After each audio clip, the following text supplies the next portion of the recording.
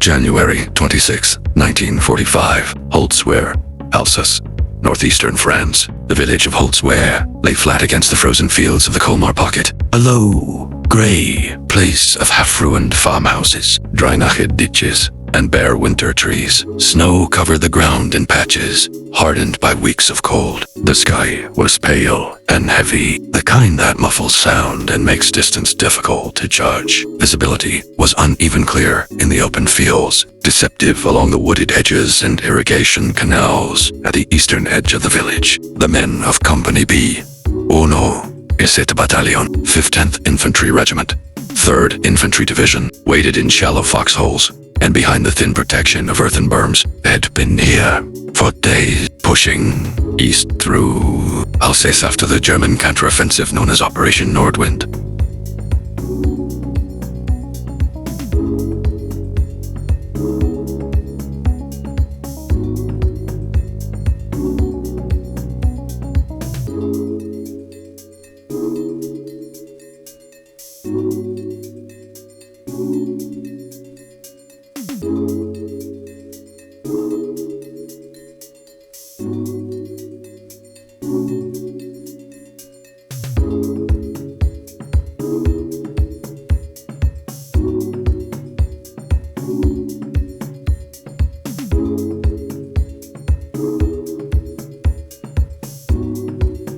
The Colmar Pocket remained the last significant German west of the Rhine.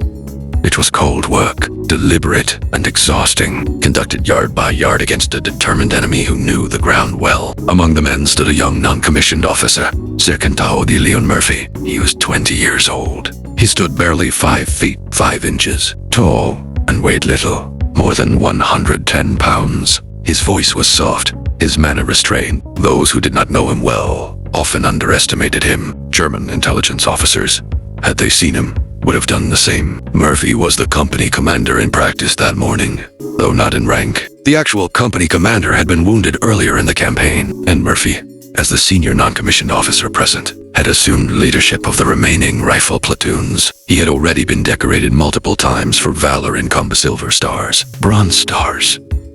This thing, he said. This service cross, but none of that was visible in the frozen fields outside. What mattered here was ground hell, ammunition remaining, and whether the line would break. Shortly after midday, forward observers reported movement in the woods to the east. At first, it appeared to be another small, probing action. German infantry patrols had been testing the American lines all morning, moving cautiously, often withdrawing when met with fire. But this movement was heavier. Through binoculars, Murphy and his men could make out dark shapes among the trees, organized formations, moving with purpose. Then the tanks appeared. At least 6 German armored vehicles rolled forward from the tree line, accompanied by an estimated 200 infantrymen. The tanks were likely Panzer, IVs, or Stu-G, 3 assault guns, vehicles well suited for infantry support. They advanced slowly, using the trees for partial cover, their engines low and steady. Snow and frozen mud churned beneath their tracks. Company B was badly outnumbered. Murphy immediately ordered his men to prepare defensive positions and called for artillery support.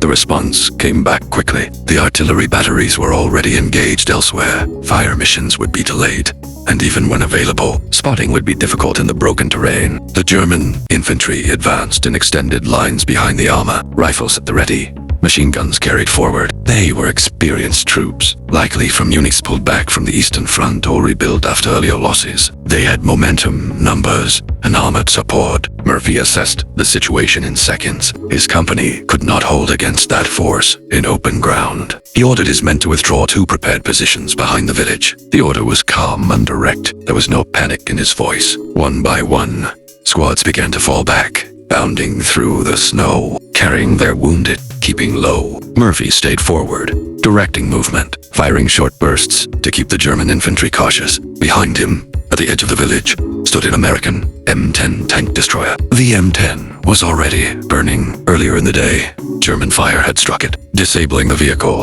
and forcing its crew to abandon it. Flames licked from the engine compartment. Ammunition inside cooked off sporadically, sending sharp cracks through the air. Thick black smoke rose vertically, marking the position clearly. Most men would have avoided it. Murphy did the opposite. As the last of his men withdrew, Murphy climbed onto the burning tank destroyer. He mounted the exposing Quinta Calibre 2 Browning machine gun fixed to the turret. The metal was hot beneath his gloves. Smoke poured around him, stinging his eyes and throat. From that elevated position, he had a clear view of the advancing German force. The Germans saw him too.